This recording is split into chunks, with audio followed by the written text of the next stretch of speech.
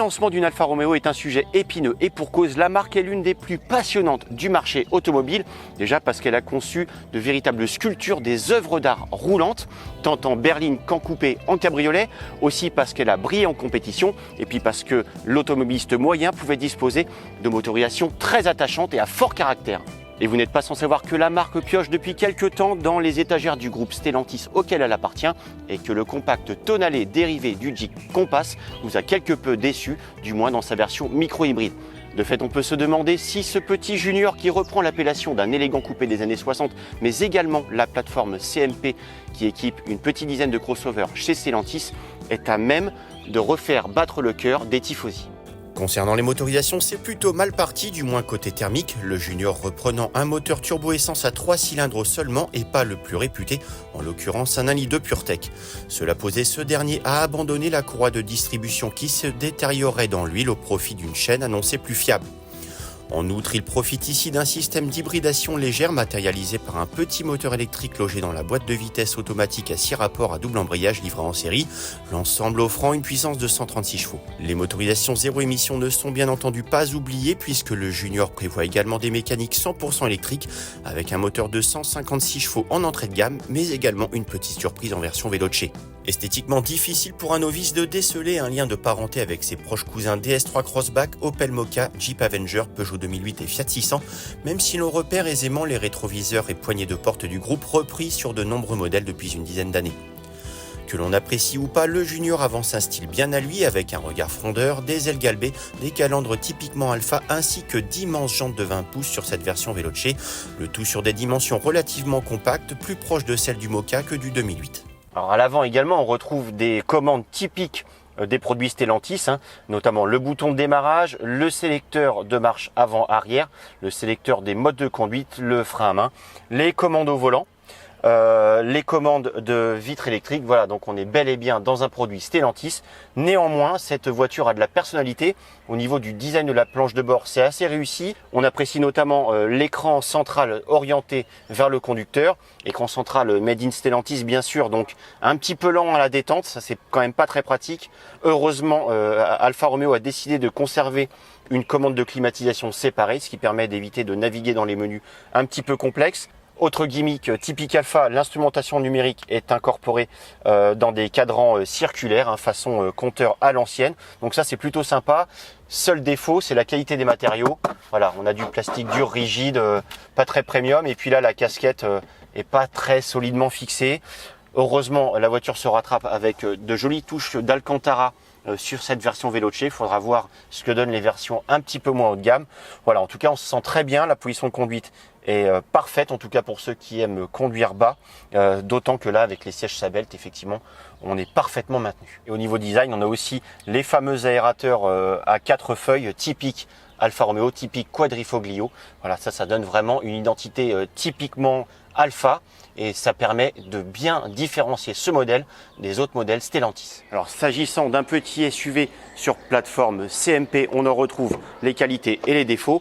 Côté défauts, on retrouve des places arrière un petit peu étriquées, notamment au niveau de l'accès à bord. Vous voyez que je suis vraiment obligé de baisser la tête et de lever les jambes pour entrer. Donc ça, en termes d'accès, c'est pas pratique.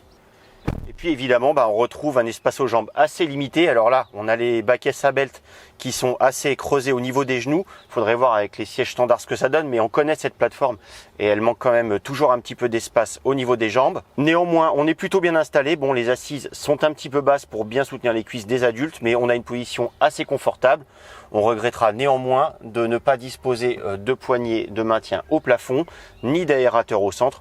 Pour un modèle premium, c'est un petit peu dommage. Autre déconvenu dans l'habitacle et pas des moindres, le Junior oublie totalement les bacs de rangement dans les portes arrière alors que ceux de l'avant sont étroits et la boîte à gants typique de cette plateforme demeure trop basse, donc peu accessible. Alors, si cette plateforme CMP n'offre pas beaucoup d'espace pour les passagers, elle garantit un volume de chargement assez important, 400 décimètres cubes pour ce Junior, ce qui en fait une des valeurs les plus importantes de la catégorie. Et en cas de besoin, on peut lever le double fond pour compartimenter l'espace et obtenir une surface plane quand les dossiers sont rabattus dans le prolongement du seuil.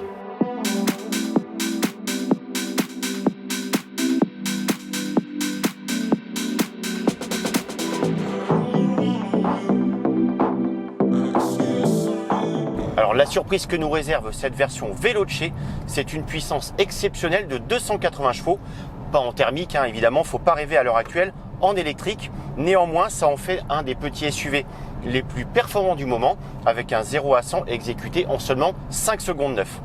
Alors évidemment, on peut rester sur sa faim en termes de sensations mécaniques. Les moteurs électriques, c'est très bien, ça a du couple instantanément, 345 Nm ici. Mais on peut compter sur Alfa Romeo pour bosser sur les châssis. C'est la marque de fabrique de la firme italienne. Et on peut dire qu'il y a eu un gros travail pour rendre cette plateforme CMP plus sympathique à conduire. On avait vu qu'un 2008 électrique, ça avait quand même une tendance un petit peu pataude, un petit peu sous-vireuse avec des mouvements de caisse très prononcés. Là, c'est pas du tout le cas. Toute la partie cycle a été revue. Les amortisseurs, les ressorts, les barres anti-roulis ont été revus pour offrir davantage de réactivité à l'inscription, de même que la direction qui est recalibrée avec une démultiplication qui assure une plus grande franchise, notamment autour du point milieu. Et enfin, le freinage a été également amélioré avec des gros disques de 380 mm de diamètre et des étriers de frein à 4 pistons. Le résultat à la conduite, c'est qu'on a une voiture complètement différente des autres modèles Stellantis. On a une voiture qui est beaucoup plus vive, beaucoup plus franche à l'inscription virage, bien plus précise. Par ailleurs, les mouvements de caisse sont parfaitement contenus, donc on a des prises du roulis idéalement réduites. Et enfin, cette version dispose de pneus Michelin Pilot Sport EV en 225 mm de large, ce qui assure quand même un grip certain. Et comme ils sont extra plats, là encore on a beaucoup de précision au niveau de l'inscription en courbe. La voiture est donc très accrocheuse au niveau du train avant, on a beaucoup de pouvoir directionnel, même dans les virages qui se referment, si on insiste sur le volant, la voiture tourne sans problème et elle peut même pivoter de l'arrière. Ça, c'est assez exceptionnel pour ce type de plateforme. On connaissait pas ça sur le 2008, ni sur l'Opel Mokka d'ailleurs.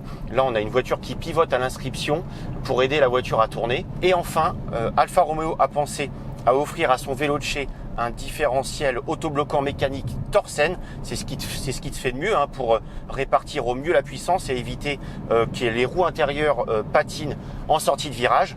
Donc on a une voiture qui est beaucoup plus accrocheuse en sortie, qui semble se jeter sur l'intérieur du virage. Faut pas toutefois aller trop vite, ça marche vraiment bien quand on est en sortie d'épingle, qu'on n'est pas trop vite. La voiture resserre la trajectoire à la sortie quand on met les gaz à fond. En revanche, quand on a un petit peu trop de vitesse, là le poids se rattrape à notre bon souvenir, ou plutôt mauvais souvenir, avec une voiture qui, malgré le différentiel Torsen, aura tendance à élargir la trajectoire si vraiment on ressort trop fort d'une courbe rapide.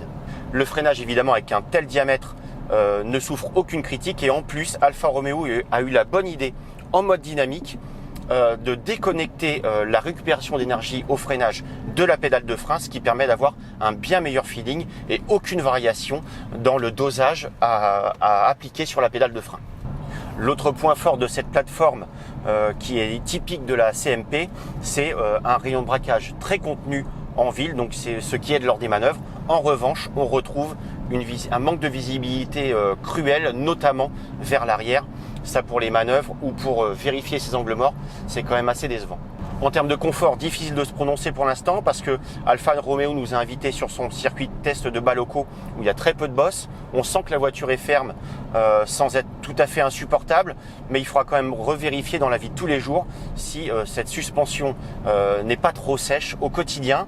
Autre atout de notre modèle d'essai qui permet de vraiment profiter du châssis, ce sont les sièges baquets Sabelt qui offrent un excellent maintien au niveau du tronc. Alors évidemment, il ne faudra pas être un rugbyman parce qu'on risque d'être un petit peu serré, mais en tout cas ça permet d'être parfaitement calé, de rester très léger dans sa direction et d'apprécier effectivement les qualités du châssis qui sont, il faut quand même le souligner, assez exceptionnelles dans le segment.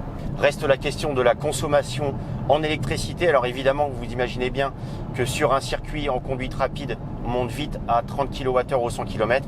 Donc évidemment, il ne faudra pas attendre une grande autonomie. Néanmoins, on a pu faire quelques tours à basse vitesse, à 50 et 80 km/h. Et là, la consommation est descendue sans faire vraiment de miracle. On a difficilement pu descendre en dessous des 16 kWh au 100 km. Évidemment, avec des pneus aussi larges, il y a quand même une résistance au roulement assez importante. De fait, il ne faudra pas attendre une autonomie exceptionnelle. Et on sait que cette batterie Stellantis manque déjà un petit peu d'autonomie sur un 2008. Il n'y a pas de raison que ça s'améliore avec cette version sportive de l'Alphard Junior. En effet, avec une batterie de 51 kWh utile seulement, difficile d'imaginer des relais de plus de 200 km sur autoroute, même en été, voire 150 km avec 80% de charge, comme c'est déjà le cas avec un Peugeot i2008 doté de pneus moins larges et accrocheurs. Et cela risque d'être bien pire en hiver, puisque contrairement à ses cousins et aux autres juniors électriques, ce Veloce ne peut pas recevoir de pompe à chaleur permettant de réduire l'impact du chauffage sur l'autonomie pour des raisons techniques. Dur à avaler pour un véhicule à 42 900 €, bonus de 4 000 € déduit, qui en outre se permet quelques mesquineries d'équipement en reléguant au rang des options l'accès main libre, la caméra de recul et le GPS. Si elle s'annonce moins sportive, les versions hybrides plus polyvalentes et qui débutent à 29 500 € semblent plus raisonnables.